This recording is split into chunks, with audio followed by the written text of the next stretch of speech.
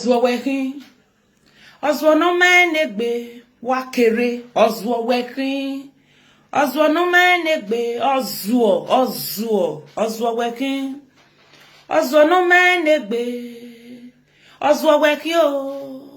Ozwo no menegbe. Wakere. Ozwo wekin.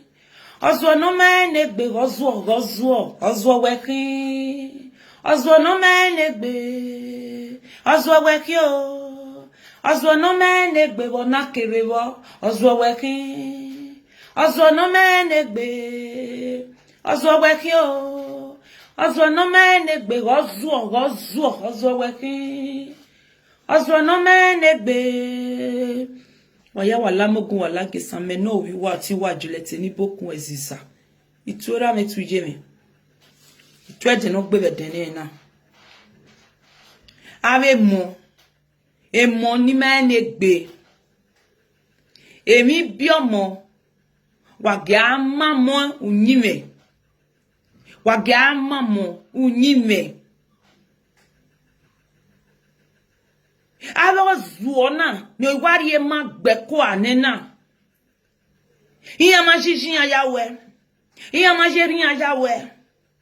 Iya wo tedo e ha fi peji. Iya wo tedo e ye ha fi peji. E donu gboriri. E donu gboriri. Abi gbono maru e. E gbiya na ya sufi egbokina. Na ba me no ko gbelian e. E bo ne geleje.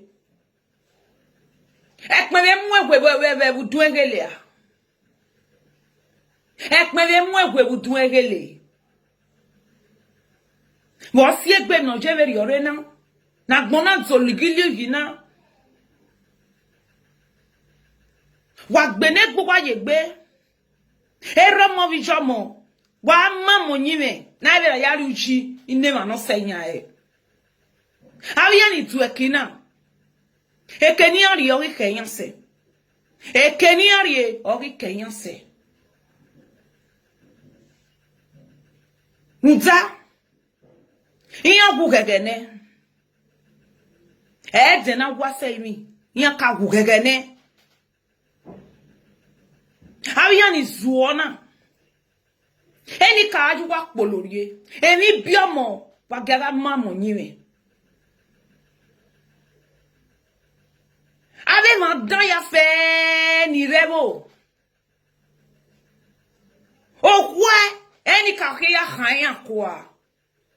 Ave ma dan ni fi biunu ne riyo ne no seyan. Okwa eni ka ke ya khan kwa. Oke la khan pokpa.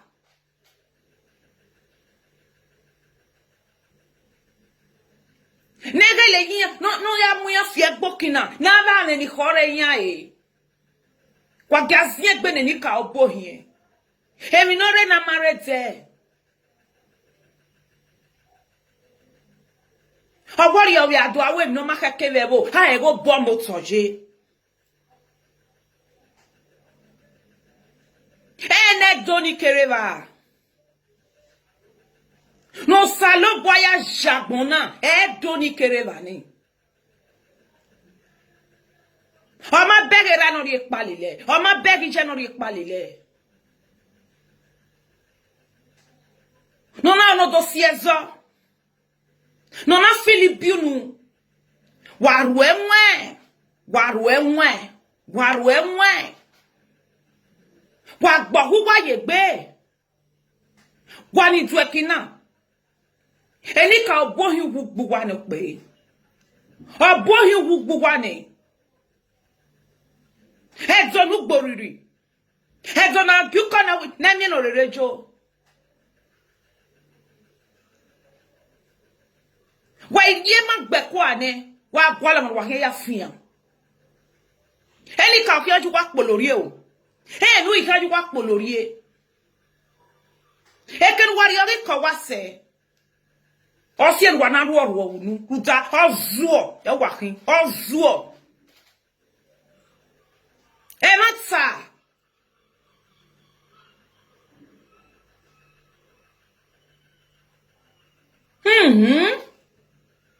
Você é bem no jeve na re.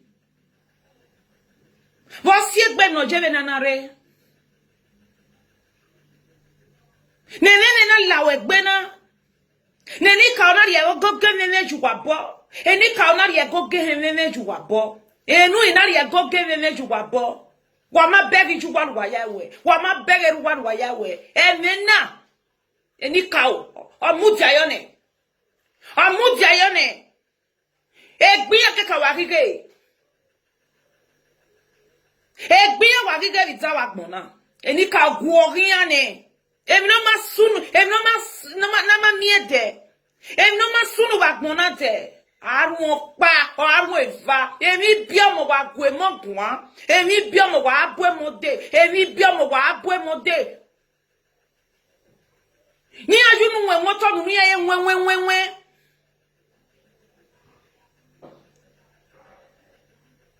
Wa si egbe no je veri ore na.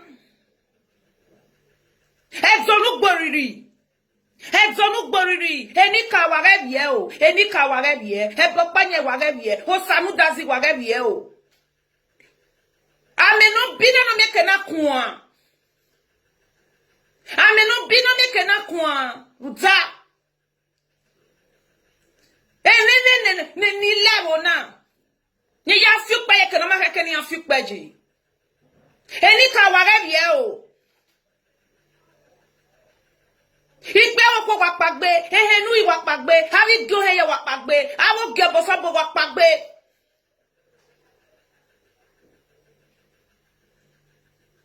Wa pagbe. Bo si egbe no je veri ore yi.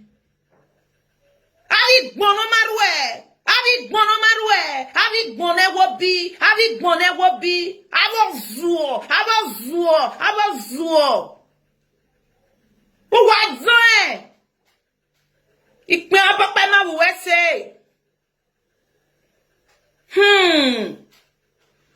Mami guanana. Wan wasi oko. Okon wase tikon. Eni ka bohi wugbu wale. Uza, uwa hira kona keka. Eken wari yori ko wase. Eni ka aju wa polorie. Oge ye we ba eze.